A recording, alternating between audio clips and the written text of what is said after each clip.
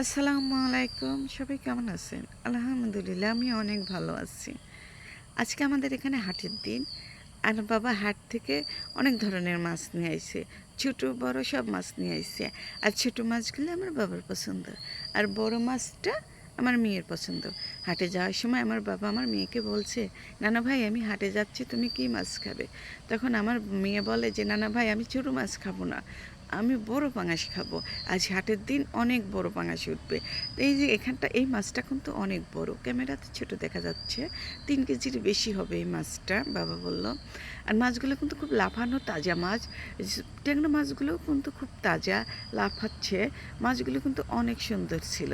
শুধু মাছই নিয়ে আসেনি, এখানে ব্যাগ ভর্তি কাঁচা বাজার নিয়ে আসছে। আমরা গ্রামের মানুষ সপ্তাহে একদিনই বাজার করি, আর একদিনই বাজার অনেক করে করি, কারণ আর এক সপ্তাহ বাজার করব না। বাজার যদি হঠাৎ ফুরিয়েও যায় বা মেহমান যখন আসে তখনই যে আবার বাজার করব। তাছাড়া আর বাজার করব না। সেজন্য এখানে ব্যাগ ভর্তি বাজার, মানে সব কিছু বাজার 2-3 কেজি করে নিয়ে আসে। এক সপ্তাহ মানে চলতে হবে না এই কাঁচা বাজার দিয়ে, এই জন্য সব বাজারই অনেক করে নিয়ে আসছে আমার বাবা। এর মধ্যে আমার বাজারগুলো গুছানো হয়ে গেছে, মাছগুলো কেটে ধুয়ে নিচ্ছি। আর এই মাছগুলো এনে বলতেছে যে এই মাছগুলো দিয়ে কিন্তু এক সপ্তাহ চালাতে হবে। বাবাকে বললাম, সমস্যা নেই বাবা, এক সপ্তাহ কেন, 2 সপ্তাহ নিয়ে যাব।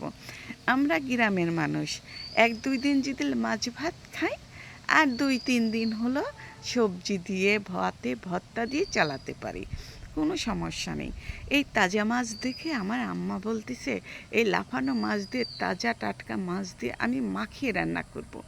এই বড় মাছ মাখিয়ে রান্না করলে খুব মজা লাগে তাজা মাছ। আম্মাকে বললাম, ঠিক আছে, কী দিয়ে রান্না করবে?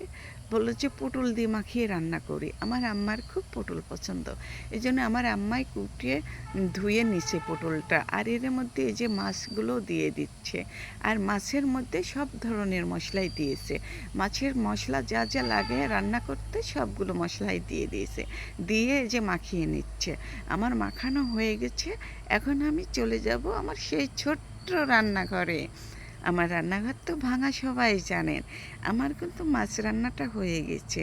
মাছে বেশি ঝোলও করিনি, আবার মানে বেশি মানে ঘনও করিনি, দরদরা ঝোল করেছি। আর আমার মেয়ে বিকালে বলতেছে, আম্মু তেলের পিঠা খাবো। আর এই যে গ্যাসে তেলের পিঠাটা বানিয়ে দিচ্ছি। আমার কাছে কিন্তু তেলের পিঠাটা অনেক সুন্দর হয়। দেখুন তো কী সুন্দর ফুলে ফুলে যাচ্ছে।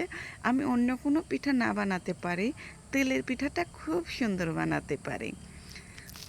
মাছ রান্নাটা কিন্তু অনেক মজা হয়েছিল, হাতে মাখা রান্না। আর তেলের পিঠাটাও অনেক সুন্দর হয়েছিল। সবগুলো পিঠাই ফুলে ফুলে ডম ডম হয়ে গেছে।